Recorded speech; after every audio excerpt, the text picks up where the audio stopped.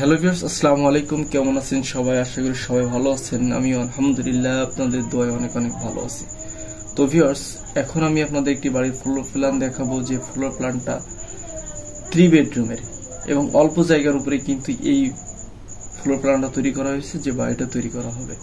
তো viewers, video শেষে আমি অবশ্যই এই বাড়ি তৈরি করতে কত টাকা খরচ হবে এবং কি পরিমাণ জায়গা লাগবে সেটা আমি অবশ্যই জানিয়ে দেবো। তো ভিউয়ার্স, আর কথা বাড়াবো না টেনে পুরো ভিডিওটা দেখার জন্য চেষ্টা করুন।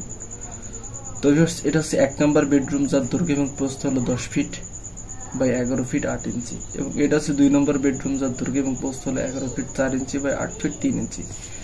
এবং এটা হচ্ছে 3 নম্বর বেডরুম, যার দৈর্ঘ্য এবং প্রস্থ হলো 10 ফিট বাই 12 ফিট। তো ভিউয়ার্স, এখন আমরা এটা দেখবো। এটা হচ্ছে কিচেন রুম, যার দৈর্ঘ্য এবং প্রস্থ হলো 6 ফিট বাই 8 ফিট। এবং এ পাশে হচ্ছে বাথরুম বা কমন টয়লেট, যেটাই বলতে পারেন, 8 ফিট 3 ইঞ্চি বাই 5 ফিট। এবং এটা হচ্ছে সিঁড়ি, বিল্ডিং ওঠার জন্য সিঁড়ি, এখান দিয়ে উঠে আপনারা উপরে উঠতে পারবেন, 6 ফিট 3 ফিট 5 ফিট। এবং এটা হচ্ছে মেন এন্ট্রি বা মেন গেট, এখান দিয়ে এটা এই বাড়ির ভিতরে প্রবেশ করতে পারবেন। এবং এটা হচ্ছে ডাইনিং বা drawing space, 8 feet 4 inch by 15 feet 6 ইঞ্চি।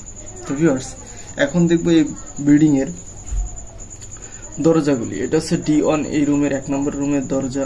এটা হচ্ছে 2 নম্বর বেডরুমের দরজা। এবং এটা হচ্ছে 3 নম্বর বেডরুমের দরজা। এবং এই যে D5 যেটা দেখছেন, এটা হচ্ছে বাথরুমের দরজা।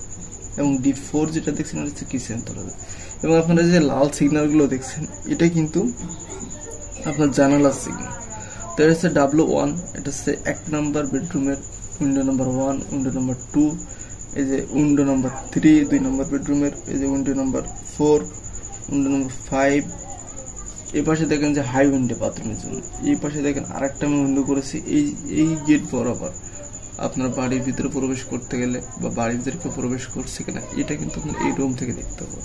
ঠিক আছে, আমি প্রত্যেকটা রুমে 2টা করে জানালা দিয়েছি, W6।